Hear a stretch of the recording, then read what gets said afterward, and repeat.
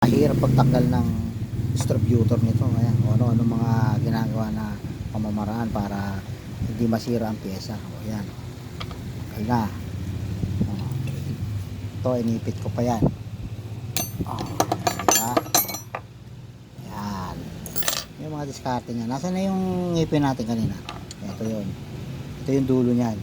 Kailangan maingat ka dyan kasi pag nabasag to 800 dyan sa mga surplusan. Okay, ang gagawin lang natin yung oil seal na maliit dito sa likod dyan. Ito yung may-ari. Yan, katulong ko din gumagawa kasi para makamura din siya. Ganyan talaga mga kuripot, gustong makatipid.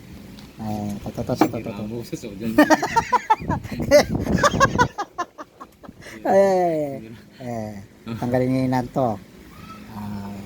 Yan naman, may guide naman yan bago mo kalasin yan. Hindi ka naman magkakamali dyan. Pero ito, bawal to. Kumbaga ito kunat, first timer. Yan, kailangan maging maganda pagkakatanggal mo rito. May manipis na washer. Yan, manipis na washer. Tapos sumunod to para makalas. Yan, dahan-dahan lang. May magnet yan nagmamagnet yan.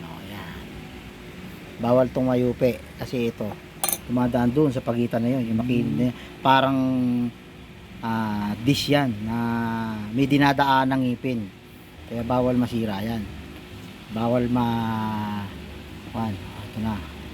na yung kakalasin natin. Kaya yan, sunod-sunod lang yan para hindi ka maligaw. Pag sunod-sunodin mo lang. Tapos ito na ngayon, tanggal na dalawang tornilyo. Aangatin na ngayon natin yan kasi tanggal na dalawang tornilyo. Medyo makunat. Pause muna natin. Pakita mong gumagana. Pakita mong gumagana. Matanggal na dalawang tornilyo, aangatin mo na ngayon yan. May wire pa. May wire? Gasket lang, gasket. Gasket yung dumikit to. Putol na Balik mo na. Ako, napakalutong Wala na. Putulin mo na yung kabilang dulo. Didikitan na lang natin mamaya yan.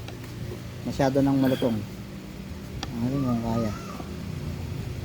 Ayan. Yan. Tingnan mo, basang-basa na Basa na Ano naging epekto niya? Doon sa pagkakabasa? Wala pa. Wala pa kasi wala pa siyang sinisira. Pero malapit na yan. Kasi itong coil, yung coil, basang-basa na. Magkakaroon na ng shorted dyan. Pag na-short yan, bibili ka na yan, masisira yan, bigla ka nang titiri. Kano yan?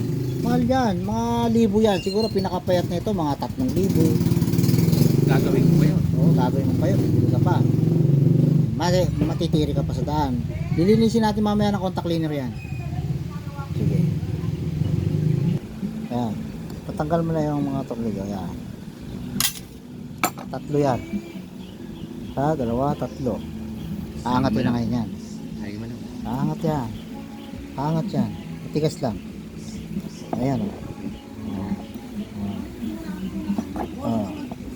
Aangat yan. Aangat yan. Dahan-dahan. Walang pantay. Ayan.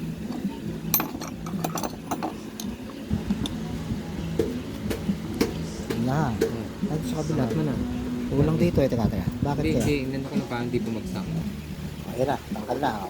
Basang-basa na yung coil. Ayan. Makalas na. Ayan siya. Umami na. Tapos Lagay natin ito dun. basa Panasan mo muna. Tapos tatanggalin na lang na 2 tornilyo na yan. Ito naman, lalim naman ang pinukuha natin. Para mabunot na yung oil seal na yun, yung maliit. Ayan na. Tanggal na yung 2 tornilyo. Tanggal na yung 2 tornilyo. Aangatin na yan ngayon. Ayan tanggal na. Dumi, di ba? Ngayon, yan na lang bearing yan, Bearing. Bearing yan. Tataktak mo na ngayon yan. Ito.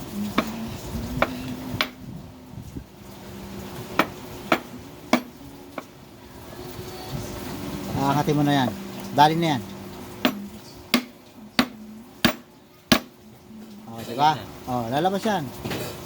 Papugusulin mo lang sa labas.